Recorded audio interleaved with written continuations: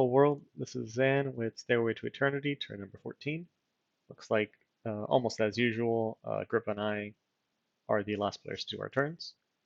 I don't think there was any big diplomacy that happened here, although, man, I am happy to see this. See, being honorable once every blue moon does pay out. Because I had sent him the 40 nature gems because, I promised I was going to come and not save him, but I was going to kick Facia's butt and then take him over. And because I didn't do that, I literally did the opposite. It was kind of icky that I had taken his death basket, so I sent it back.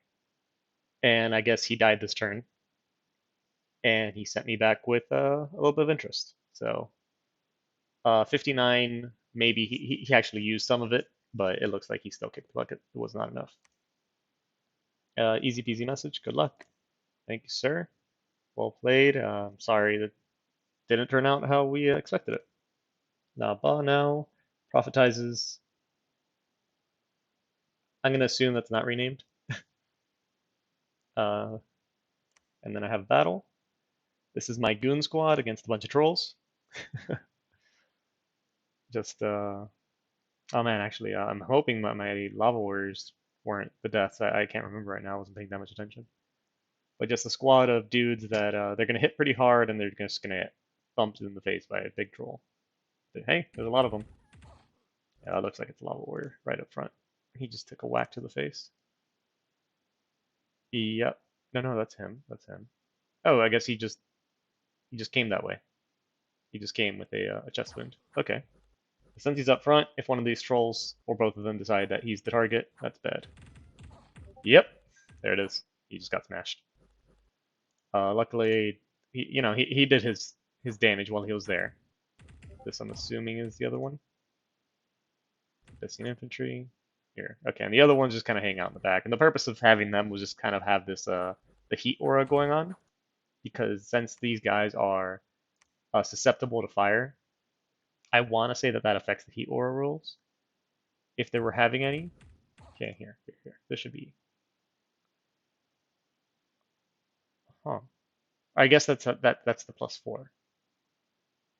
Yeah, because normally the heat aura should be a 0. We can actually check this out on the humans.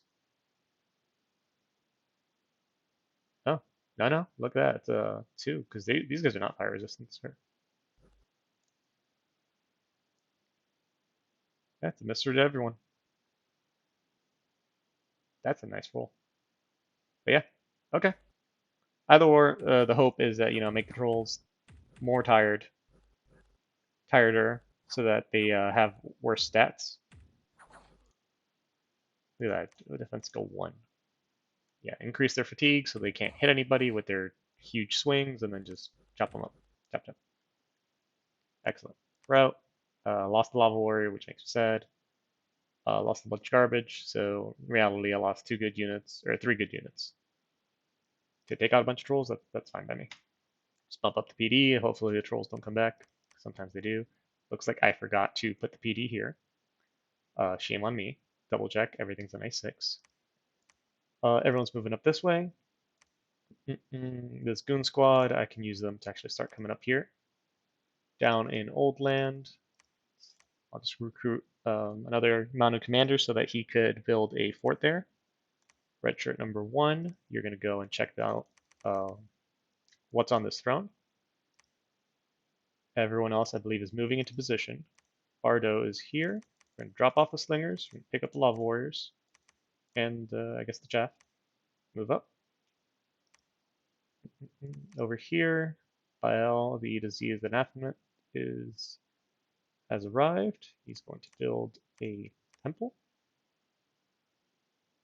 Let me see. Yeah, he can build a temple for now. Over here we have Gerson. These can wait. I can wait. I can leave him there an extra turn, and then on the next turn I'll move him and whoever else I recruit onto the Might Marsh with some fire gems, because hopefully, yeah, for sure. Okay, my conjuration will be completed.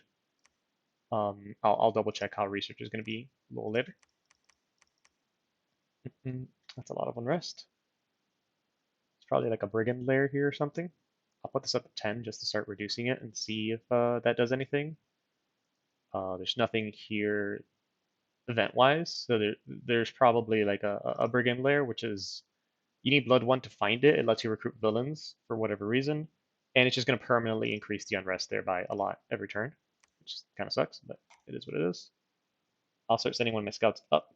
And speaking of scouts, I'm just realizing right now this is a terrible idea, sending this living scout into Satis lands because he's going to get disease and die. So if anything, I'll just have him kind of crisscross down. If he makes it out with a disease, without a disease, he's a lucky man. Over here, these are our site searchers. They're both set to retreat in case Relay does anything spooky. This is fine. Like him putting his temples here. I mean, again, this is a Celt forest, so this is probably a great province income-wise. It's fairly large looking for water. It's got the Celt, and him putting his temple means he doesn't want my crazy scales, or even worse, Asphodel's crazy scales. Which, yeah, it'd be like great if I had my candles, but his growth. But ultimately, it doesn't matter too much. Let me see. So it's the 1, 2, 3. Actually, from Might Marsh, we can already move in. So 1, 2, 3. So in 3 turns there. Over here, we were recruiting these guys. Next turn, I will need 800 gold so that I can upgrade this fort and build a lab. I should be able to get that easily. Yeah, like look how I have almost the same province count. It's spring. Screw the winter. That first winter is horrible because it kills some of my dudes, like this poor guy with disease. Everything's cold and it doesn't have my candles to make it hot. Yeah, so now that it's going back into summer, like watch, even on summer, maybe I have another 2, 3, 400 gold to get once these provinces in Pangaea simmer down or simmer up. I want them to be excruciatingly hot. Over here, doesn't look like I'm recruiting anything, so that's kind of bad. Do that forever. Over here we still have this guy. Let's recruit another wave of these little axe dudes. Excellent. And then next turn. Is it next turn? Next turn, this guy's here. So I can do 2 waves of these little axe dudes. And then the turn after that, I'll get the salamanders with the beast tamer. Actually, I'll get the beast tamer next turn, and then I guess like an extra warlord just so I can have another one, another good commander. And I'll do that because next turn I'm building the lab, and the turn after that I can already start producing mages.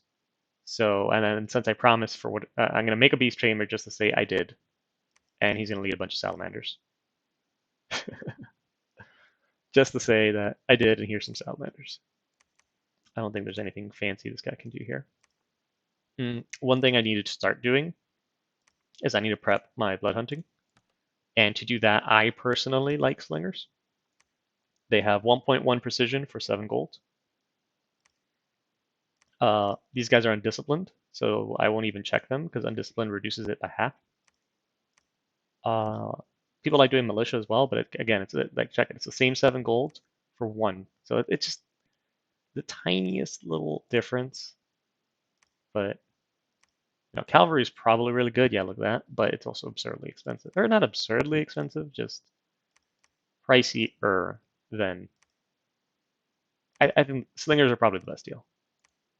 Maybe light infantry are better if you check out the math, and then light infantry can actually, they are actually able to fight because they have a javelin and a spear that does damage. And I won't make this the turn to do it. And actually, you know what? What I can do is I'll go to the Discord. I'll go to Lucid's Discord, which is where I'm much more active, and ask the question: slingers or light infantry for patrol strength? And I'll put their gold cost and their precision, and somebody can probably do the math. And at some point, they can weigh in on the fact that light infantry can actually sort of defend themselves, whereas slingers are hot garbage. Slingers' only purpose is throw rocks at archers that have no armor, like this guy. With flaming arrows, they're not terrible, and I can do flaming arrows. So maybe that's another thing. I can actually recruit these slingers, and they'll do 8 damage. Flaming arrows is alteration 4. I believe it turns it to... Oh, it's enchantment 4. 8 armor piercing fire damage. So like slingers with Abysia might actually not be a terrible thing, depending on who I fight. Hmm. Otherwise, I think I'm good for the turn. Let me just check one thing. If my next war target ends up being Napa. Okay, I just wanted to check because I know Hinnom, their giants end up being a little fire resistant by the late age. I don't know if they already are. But these guys, huh. If I fight these guys, maybe I do end up recruiting some slingers. It'll be not as good against these guys. Against these guys, it's more like if I land a hit, I can take off their glamour. But against these guys, 8 armor piercing is going to go against. It'll be 8 armor piercing damage versus 15 prot, which half of that I think I don't know if it goes down to 7 or if it goes down to 8 depending how it rounds. They have a shield, but the slingers also shoot twice around. So that's actually something to consider, and it'll probably be very good against Asphodel. You see, I wasn't even considering that from the slingers. Usually when you think flaming arrows, you want crossbows, but that's not bad. That's not a crazy idea at all, especially against Asphodel. Huh, look at that. Who would have thought? Slingers. Make sure, big warlock. And yeah, that'll be turn 14. See you next time.